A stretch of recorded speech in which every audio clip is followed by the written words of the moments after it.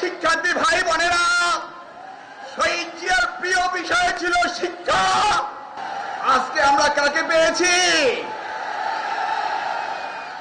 জিয়াউর রহমান এই খাল খনন করেছিলেন 1978 সালে। আজকে আমরা পেয়েছি তার জ্যেষ্ঠ সন্তান, আজকে প্রধানমন্ত্রী জনাব তারেক রহমান। আমরা কি পেয়েছি জিয়া জুনিয়র?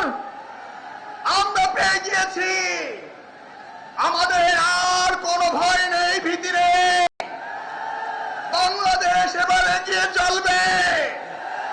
আগামীর বাংলাদেশ আমরা পাবো জনাব তারেক রহমানের নেতৃত্বে। আমার শিক্ষার্থী ভাই বোনেরা, শহীদ জিয়ার প্রিয় বিষয় ছিল শিক্ষা।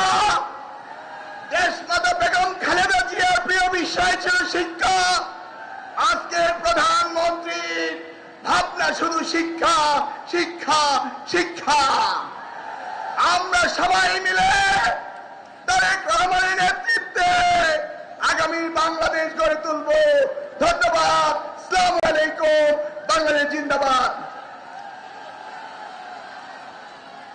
এখন বক্তব্য প্রদান করার জন্য অনুরোধ করছি বর্গাচাষী কৃষক সাইফুদ্দিনকে।